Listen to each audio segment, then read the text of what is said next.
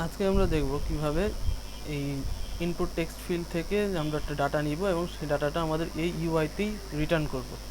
অর্থাৎ এখানে আমরা যাই পাস করি না কেন আমরা একটা বাটনে ক্লিক করব, দেন যেটা এখানে আমরা ইনপুট দিলাম সেটাই আবার এখানে রিটার্ন করবে। তো নিশ্চয়ই এখানে আমাদের যা ব্যাকএন্ডের কাজ আছে, অর্থাৎ জাভা প্রোগ্রামিংয়ের কাজ আছে। তো দেখি এটা কিভাবে করা যায়। তো এইটু ছিল আমাদের সেই গত দিনের কোড। এখানে আমরা একটা টেক্সট ইনপুট লেআউট নিয়েছি এবং এর ভিতরে একটা এডিট টেক্সট ট্যাগ নেওয়া হয়েছে। তো আমরা যাই লিখি না কেন, যাই ইনপুট দেই না কেন, সেটা আমাদের থাকে এই এডিট টেক্সটের ভিতরে। এই এডিট টেক্সটের ভিতরেই আমাদের ওই লেখাটা চলে আসে। তো ফার্স্ট অফ অল আমরা এটা একটা আইডি দিয়ে দিই, কারণ আমরা এটা জাভাতে সেভ করবো, অর্থাৎ জাভাতে গিয়ে গিয়ে এটা আইডেন্টিফাই করব। তো আইডি দিই একটা কিছু, যে ইনপুট হোয়াট এভার, আমরা ইনপুটই দিই। এবং এই তালা চিহ্ন আমরা এটা আপাতত নাই দিলাম, এগুলো আমরা বাতিল করে দিই এবং ইনপুট টাইপটা জাস্ট টেক্সট দিয়ে দিই। এখন আসুন আমাদের জাভা ফাইলে আমরা একটা বাটন নেই, যেহেতু আমাদের অ্যাকশন বাটন ক্লিকের মাধ্যমে টেক্সটটা আমাদের আউটপুট দেখাবে। তো এই বাটন, এটা আমরা উইথ দিয়ে র্যাপ কন্টেন্ট, হাইটও দিয়ে র্যাপ কন্টেন্ট, টেক্সট আমরা দিই শো জাস্ট, যে একটা কিছু দিলেই হলো। দেন আমরা এটার একটা আইডি দিব, বিটিএন দিই। তো আমরা এডিট টেক্সট এখানে একটা আইডি দিলাম আর বাটনে একটা আইডি দিলাম। এখন আমরা এই দুটোকে ফাইন্ড করব আমাদের জাভা ফাইলে। তো আমরা যে মেইন অ্যাক্টিভিটি ডট জাভাতে আসলাম। ফার্স্ট অফ অল আমরা টেক্সট এডিট টেক্সট লেআউটের জন্য যেটা টেক্সট ইনপুট এডিট টেক্সট, এটা ক্লাসটাকে ডেকে নিয়ে আসি। টেক্সট এই যে টেক্সট ইনপুট এডিট টেক্সট, আর এটার নাম দেই ইনপুট, একটা অবজেক্ট। এবং বাটনের জন্য নিয়ে আসি বাটন, অবজেক্ট দেই বাটন। এখন আমরা দুটাকে ফাইন্ড করি। ইনপুট দেই find view by ID R dot ID dot input, এবং বিটিএন এর জন্য দেই find view by ID R dot ID dot BTN. এখন আমরা বাটনের উপর একটা সেট অন ক্লিক লিসেনার দেব, button dot set on click listener new on click listener.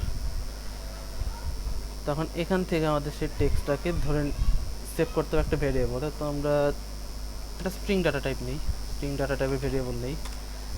String data equal input dot, যেহেতু টেক্সটটাকে যেহেতু এখানে যে টেক্সটটা আসবে সেটাকে আমরা গেট করব, অর্থাৎ গেট টেক্সট। এবং যেটাকে আমরা গেট করলাম সেটাকে আমরা টু স্ট্রিং অর্থাৎ স্ট্রিংয়ে কনভার্ট করে নিলাম।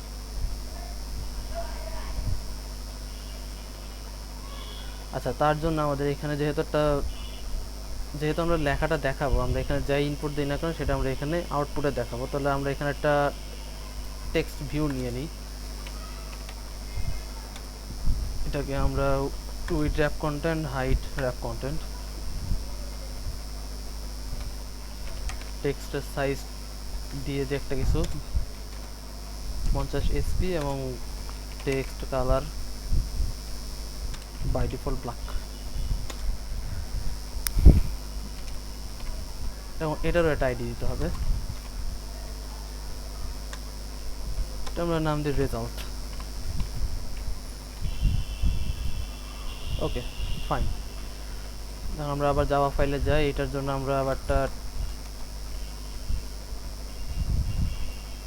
টেক্সট ভিউটাকে আমরা ফার্স্ট অফ অল গেট করে নিই, ফাইন্ড করে নিই। টেক্সট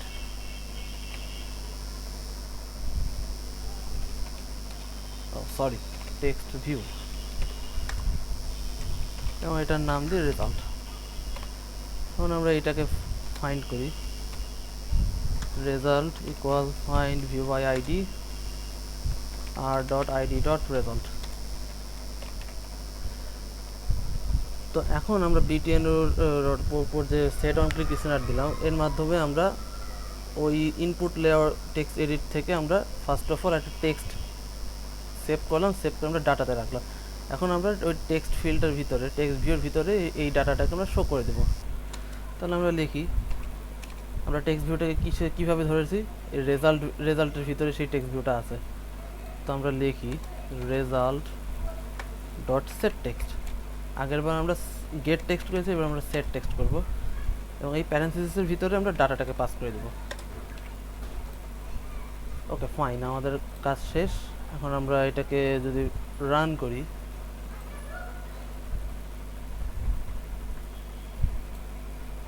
একটু সময় নেবে।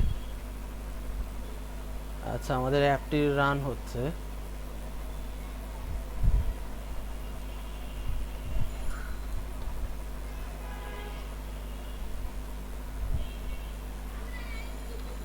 আচ্ছা, এই যে আমাদের অ্যাপটা চলে আসলো। এখন আমরা এখানে একটা কিছু ইনপুট দেওয়ার চেষ্টা করি। সাপোজ আমি এখানে আমার নাম দিই,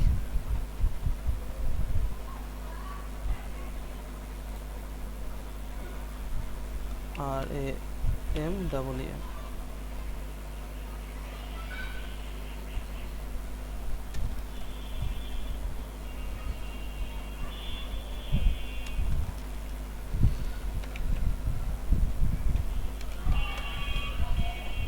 আচ্ছা, এখন আমরা এখানে যদি শোতে ক্লিক করি, যদি আমরা শোতে ক্লিক করে দিই, তাহলে এই যে এখানে আমরা যাই লিখলাম সেটাই আমাদের এখানে আউটপুটে দেখাচ্ছে। তো আমরা এখন আবার একটা কিছু লিখি, হ্যালো লিখলাম, শোতে ক্লিক করলাম, এই যে আমাকে হ্যালো প্রিন্ট করে দেখালো। তো আশা করি আমার ভিডিওটি ভালো লেগেছে। যদি ভালো লেগে থাকে তাহলে লাইক করবেন, শেয়ার করবেন, আর সাবস্ক্রাইব তো অবশ্যই। ধন্যবাদ সবাইকে।